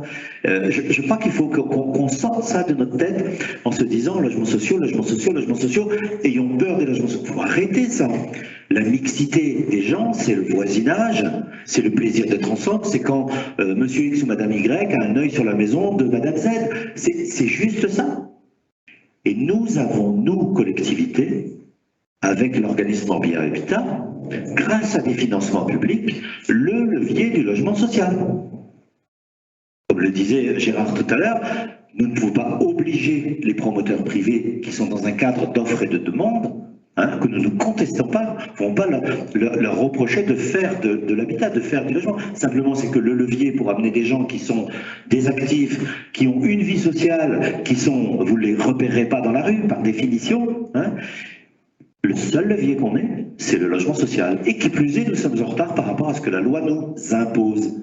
Qu'on soit d'accord ou pas avec la loi, c'est pas la question. Je suis républicain, la loi est là. La loi est là. Quelle que soit l'équipe qui soit aux manettes, la loi est à appliquer. D'accord ? On aura du mal à appliquer cette loi jusqu'aux 20% de logements sociaux. On y va très lentement, on l'a tous expliqué. Simplement, il n'y a pas de honte à faire du logement social, qui, je le rappelle, est le seul levier que nous pouvons activer. Voilà, c'est aussi pour ça que nous avons, côté Grand Pré avec la Monif, côté Nbillan avec la TP de Mecque, essayé d'imaginer un urbanisme et un habitat pour après-demain. Je l'ai dit 20 fois ça, pour après-demain. C'est même pas pour nous, c'est peut-être même pas pour l'équipe qui viendra. C'est pour après-demain, des gens qui ont envie de se loger, qui bossent pas loin, qui travaillent tous, qui ont des revenus qui ne sont pas colossaux. Il y a beaucoup de petits salaires, je l'ai déjà dit ici. Toutes les catégories C du personnel municipal, ici, accèdent au logement social. Et la plupart des catégories B. C'est ça qu'il faut comprendre. Ils ont tous des métiers, ils sont tous fiers de leur métier, ils gagnent leur vie, ils ont des gosses, ou ils n'en ont pas, ils ont une vie sociale. Voilà, c'est ça qu'il faut avoir en tête. C'est comment on peut agir. Et nous avons ce pouvoir, et nous avons cette compétence en tant que collectivité locale pour agir, pour amener une population. Derrière ça, et j'en finirai là-dessus, il y a évidemment essayer de contrer petit à petit, et avec grande difficulté, le vieillissement progressif d'une population. On était à 42% de plus de 60 ans il y a 3 ans, on vient de passer à 45% le mois dernier, d'après la DIL, et ça va continuer. Une commune, c'est un équilibre entre des générations, entre des âges. Voilà, c'est juste ça. L'action publique, c'est essayer d'imaginer la suite. Voilà ce que je voulais dire. Je te laisse la parole, Eric, si tu veux la reprendre. Alors, monsieur le maire, merci pour cette longue diatribe. Je vous ai entendu, mais je ne comprends pas la réponse que vous faites, parce que ici, si aucun de vos colistiers n'a branché, c'est que ce n'était pas du tout mon propos de condamner. Quand je parle des années 50, c'est-à-dire que quand un employé privé faisait quelque chose, il prenait soin de loger justement les gens qui travaillaient pour lui. C'est tout. Je pense que les gens l'ont compris aussi comme ça. Vous me répondez, j'ai rien contre la mixité, on ne va pas revenir sur ce débat. Je suis le premier, quand il y a besoin de quelque chose, quelle que soit la personne, à filer un coup de main bien au-delà d'autre chose, et même si ça ne se voit pas. Si je vous pose la question, combien ça fera de personnes 240 logements, parce que je viens de vous dire qu'il faut voir loin, il faut voir les déplacements, il faut voir comment les gens vont circuler, il faut voir comment les gens vont travailler, comment ça va s'inscrire. Aujourd'hui, l'urgence, c'est de prévoir demain pour les générations qui vont venir. Quand j'ai l'exemple de Michelin qui s'est installé ici, je ne sais pas quand, Michelin d'abord et en même temps construit des logements pour que les gens soient bien, pour que les gens soient proches de leur lieu de travail, pour que les gens vivent ensemble, pour que les gens, c'est ce que je viens de dire, donc la réponse que vous me faites, monsieur le maire, tout le respect que je vous dois, pour moi, elle est à côté de la plaque. Alors, je suis à côté de la plaque, mais je vais compléter ma réponse parce qu'effectivement, tu m'as relancé sur ce point. 250 logements. Il y a 15 ans, la moyenne par logement, on parle de logement, unité, quelle que soit la taille du logement, c'est une moyenne statistique. La moyenne par logement, elle était de 2,4, 2,5 personnes. La moyenne nette par logement, tu prends l'ensemble des logements, de l'ensemble de la population, tu divises par le nombre de logements, et tu étais à 2,4, 2,5. Aujourd'hui, elle est à 1,95. Ça s'appelle le desserrement des ménages. C'est ce que j'exposais tout à l'heure, quand il y a des séparations. Ça s'appelle le desserrement des ménages. C'est-à-dire que, finalement, la population, tu fais des logements, mais tu as un peu moins en moyenne de personnes, statistiquement, par logement. Deuxième élément, je l'ai dit et j'ai eu l'occasion de le dire il y a pas longtemps, entre deux recensements, le net de population aura donc de recensement 6 ans. hein, c'est 92 habitants. Dans le même temps, le nombre de logements, lui, il a augmenté. Il y a eu beaucoup de constructions et nous avons tous constaté ces constructions. On a vu les chantiers. 92 habitants, c'est une stagnation de la population. Hein. On est arrivé à 5549 officiellement, donc on est à plus 92. Départ, décès, desserrement, bref. C'est un phénomène. C'est-à-dire que pour continuer à garder la même population, il nous faut construire des logements. Et troisième élément, 250 logements, donc à moins de 2 habitants par logement, sur une durée de plusieurs années, c'est 500 habitants. Mais pendant le même temps, tu as ton nombre d'habitants par logement qui va baisser.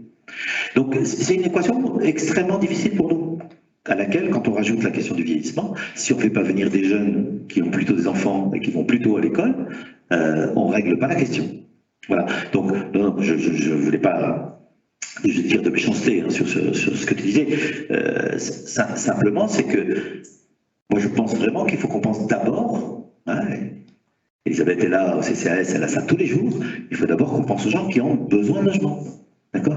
La mixité, moi je dis souvent, hein, je demande aux gens, on fait un tour en ville tous ensemble, on fait une déambulation. Où sont les logements sociaux ? On sait déjà depuis 25 ans faire des logements qui s'intègrent à l'ensemble. Il n'y a pas, on ne cible pas, on sait faire des beaux quartiers aujourd'hui. Enfin, tous les quartiers qui restent autour de Vannes, Saint-Ave et autres, on fait des quartiers qui sont extrêmement agréables à vivre. On a la chance d'avoir une végétation qui pousse vite. Enfin bref, on a des gens qui sont bien maintenant. Enfin, des relations de voisinage normales. Enfin, je crois qu'il ne faut pas s'affoler là-dessus. Mais j'ai compris que ma réponse ne te convenait pas. Jean-Philippe. Ouais, je comprends que Eric ne soit pas très satisfait de la réponse parce que, en fait, le problème, c'est que ça fait 3 ans que le débat est caricatural. Vous venez encore une fois de nous en faire la démonstration en ramenant le sujet sur ce qui vous arrange bien, c'est-à-dire cette espèce de dualité qui existerait entre ceux qui ont le monopole du cœur, de ce côté-ci de la table, et puis ceux qui, à côté de ça, bien sûr, feraient à peu près tout ce qu'il faut pour ne pas faire de logement social. De quoi tu parles là ? Non mais tu entretiens une caricature, tu es en campagne électorale ou dis-nous-le franchement quoi, de quoi tu parles? Alors je crois qu'il faut que vous écoutiez monsieur le maire. Ah oui mais j'écoute, je passe mon temps à écouter, mais des fois... Alors finis ton propos, mais vraiment... Vous écoutiez monsieur le maire, c'est les propos que vous venez de tenir en nous expliquant qu'il ne fallait pas avoir peur du logement social. Mais qui a peur du logement social ici? Qui a peur? Vous essayez depuis... Je lis les 850 contributions à l'enquête publique et les propos limites qui ont été écrits et tenus par les gens dans le hall de la mairie à l'enquête publique. Tu veux que je te rappelle le climat que vous avez contribué à créer avec vos petites pétitions, avec vos petits bulletins à remplir pour tout le monde? Tu veux que je te rappelle ça? Comme si les gens étaient idiots, ils ne savaient pas quoi répondre? Et tu me parles de caricature?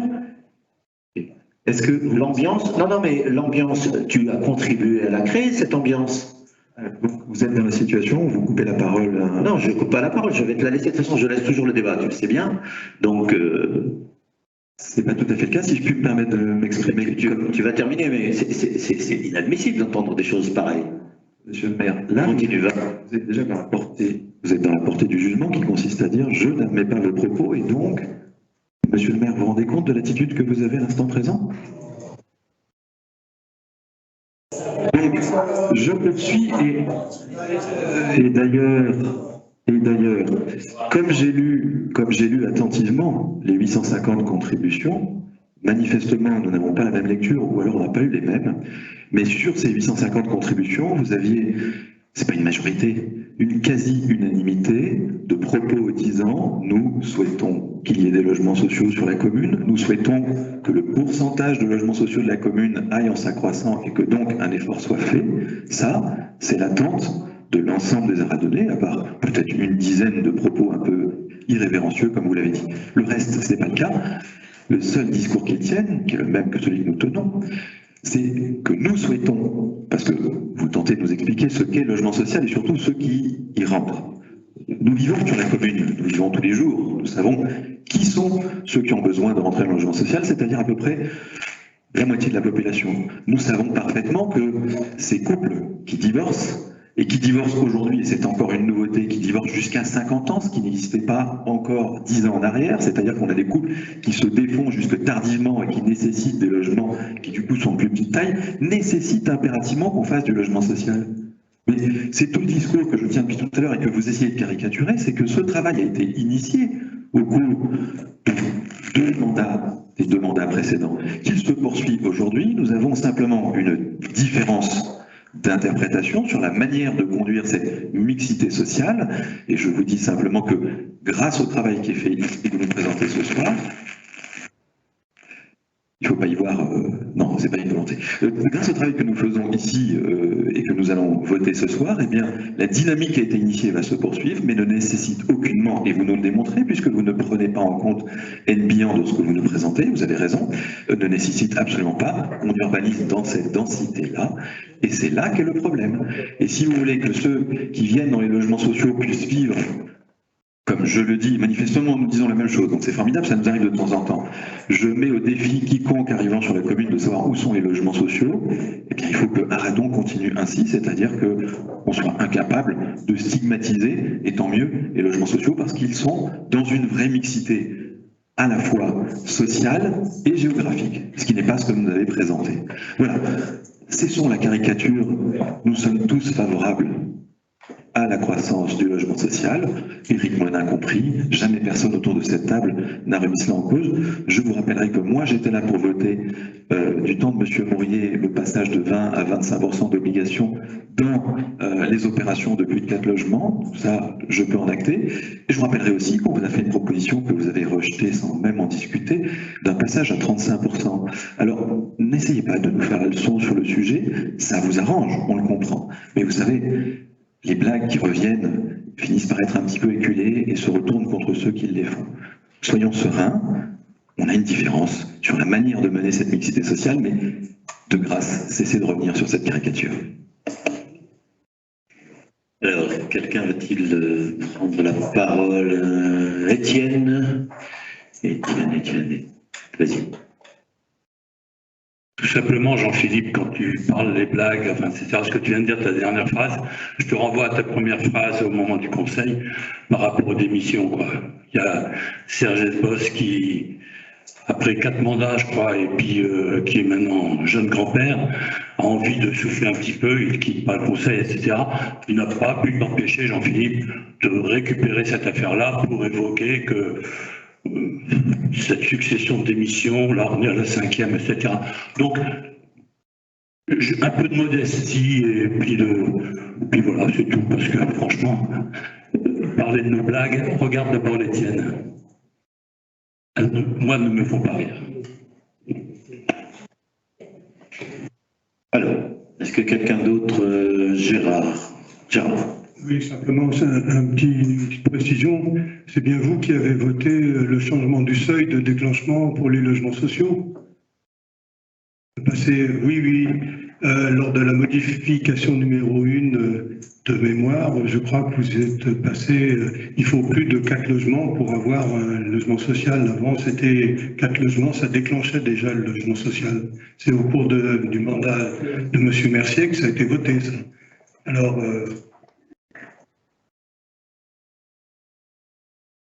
Vas-y. Peut-être pas y revenir 50 000 fois, mais en l'occurrence, ça rejoint, tu vois, les propos que tu tenais tout à l'heure, à savoir que pour que des promoteurs immobiliers puissent rentabiliser leur affaire et qu'on puisse avoir plus de production de logement et donc une part de logement social, c'est toute la démonstration que tu as faite tout à l'heure. Effectivement, il a fallu trouver un modus vivendi pour permettre de déclencher plus d'opérations. Tout simplement parce que il n'y a pas de collectif de toute façon à moins de 4 logements. Donc très concrètement, ça permettait de déclencher, quelles que soient les opérations, le logement social dont on souhaitait. Je vous rappelle simplement, encore une fois, après ça vous regarde, mais le passage à 35% de logements sociaux pouvait être un acte fort, qui correspond d'ailleurs en réalité, enfin on va pas reprendre le débat, mais à la véritable demande de logements sociaux aujourd'hui, qui n'est pas satisfaite. Il ne tenait qu'à vous de nous suivre, ou tout simplement de le faire ensemble, ou de l'amender. Vous n'avez même pas des millions discutés. Voilà. Allons.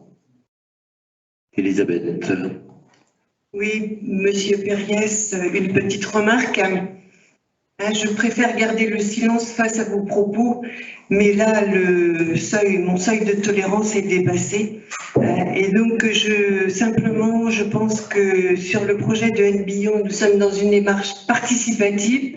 Je ne sais pas si vous participez en tous les cas aux réflexions, mais ce nouveau quartier relève plus d'un écoquartier que d'un ghetto de logements sociaux avec de la racaille, parce que ce sont des mots que j'ai entendus. D'abord, voilà ce que je voulais vous dire. Et ensuite, je trouve votre jugement un peu restrictif sur les personnes. Monsieur le maire vous a dit, participant aux commissions d'attribution, et moi-même participant aussi aux commissions d'attribution, quel était le public qui sollicitait un logement dans le cadre du logement social. Et je trouve que vous êtes quand même un peu restrictif lorsque vous évoquez uniquement les personnes qui se séparent. Alors oui, on se sépare à 50 ans aujourd'hui, même à 70, d'accord? Mais bon, c'est quand même un jugement un peu restrictif. Donc je pense que monsieur le maire a dit des choses sur les personnes, et par respect pour ces personnes, je pense que ce serait bien qu'on en arrête là. Jean-Philippe, à nouveau. Oui. Bon, il faut qu'on en finisse. Madame Toureau, est-ce que là aussi vous vous rendez compte, on dit qu'on... Enfin, je vous invite à sortir du débat caricatural et vous essayez de m'attribuer des propos. Je pense qu'on serait tous témoins, ou alors il n'y a vraiment plus aucune écoute. Je n'ai jamais tenu, et je dis jamais tenu parce que je n'ai jamais pensé. Vous faites référence à ces 2-3 éléments qu'on a trouvés dans ces fameux 850 contributions de 2-3 personnes excitées qui ont osé sortir effectivement ces termes de ghetto ou racaille. Mais de grâce, ne tentez pas ici de m'attribuer ni ces propos ni une telle pensée sur lequel, sincèrement, ce serait assez déplacé que de vouloir initier cela. Par ailleurs, en ce qui concerne, j'en finirai là, mais en ce qui concerne ces divorces et ces situations-là, je ne faisais que reprendre ce que dit monsieur le maire, et il a raison, c'est une situation nouvelle par rapport à ce que nous avons connu par le passé. Nous sommes de plus en plus confrontés à ces séparations qui arrivent dans les tranches d'âge chez les jeunes, mais qu'on voit en plus arriver plus tard et qui amènent sur le marché, mais ça le maire l'a très bien expliqué, la nécessité de logements qui soient dimensionnés pour des familles monoparentales, et on a un très fort besoin sur le sujet. Je ne faisais qu'appuyer les propos que je partage de monsieur le maire sur ce point de vue. Bon, alors, est-ce que les débats est clos? Aucune frustration? Encore une prise de parole, Jean-Philippe. C'est la dernière, hein. Moi après je coupe. Écoutez, ça tombe bien, c'est juste pour vous expliquer le sens de notre vote. Donc, nous avons voté pour parce qu'il est évident que nous souhaitons que les contrats de mixité sociale se poursuivent. Simplement, comme nous avons attiré votre attention sur le fait qu'il nous semble qu'un certain nombre de chiffres ne sont pas cohérents, sur la base de ce que vous voudrez bien nous fournir dans un délai le plus court possible, nous nous permettrons juste éventuellement d'interpeller la préfecture sur le fait que, à notre sens, certains chiffres sont erronés. Voilà, c'était juste ce que nous souhaitions partager. Merci. Très bien. On te transmettra l'ensemble des documents. On vous transmettra à l'ensemble du conseil municipal. On va le faire de façon collective. Eh bien, écoutez, après débat, puisqu'il y a eu débat, le conseil municipal est invité à délibérer pour approuver les termes du contrat de mixité sociale 2023-2025 communal, annexé à la présente délibération, autoriser le maire à signer le contrat de mixité sociale unique 2023-2025 élaboré à l'échelle de l'agglomération, autoriser le maire à prendre toutes les dispositions et signer tous les documents nécessaires à la bonne exécution de la présente délibération. Y a-t-il des oppositions? Des abstentions?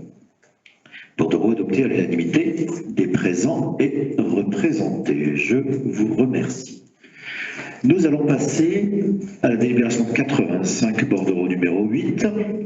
Il s'agit là d'une lettre d'intention concernant le projet d'aménagement de la Pointe d'Aradon, lettre d'intention entre la commune d'Aradon et la compagnie des ports du Morbihan. Vous avez les annexes 4 et 5 qui complètent ce gros dossier. Le rapporteur est Philippe Guyot. Philippe. Merci, monsieur le maire. Effectivement, lorsqu'on lit l'intitulé de ce bordereau, validation de la lettre d'intention dans le cadre d'un projet d'aménagement de la Pointe d'Aradon, on pourrait imaginer que c'est une simple formalité. Il n'en est pas. On en est loin de ça.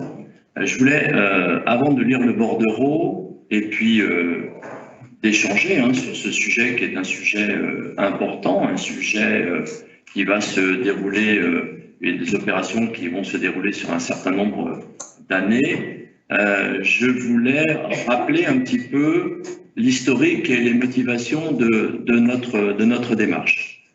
C'est une démarche que nous avons engagée dès notre élection en 2020, s'appuyant notamment sur le fait que nous considérions que le projet du port n'était pas abouti, en particulier la partie terrestre sur la concession de la Compagnie des ports.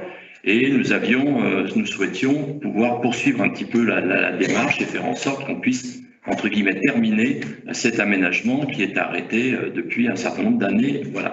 Il y a eu des choses réalisées, l'esplanade Cazeneuve, le bureau du port, des commerces, l'accueil du CNA, 47 nautiques. Par ailleurs, c'est une démarche qui est engagée déjà, et Jean-Philippe, tu vas être content de ce que je vais dire, probablement, depuis déjà un certain nombre d'années, puisque c'est une démarche qui a été, je dirais, non seulement initiée par des mandats d'André Gall et Dominique Brouillet, mais aussi poursuivie, notamment au travers d'études que vous avez mis en œuvre ou fait mettre en œuvre sur les stationnements et les parkings, d'une part, sur l'acquisition du terrain dit job qu'on appellera Keradba ou Penmey, ou voilà, avec un investissement conséquent pour la commune, puisqu'il s'élevait en 2019 à près de 300 000 euros, 296 810 euros exactement.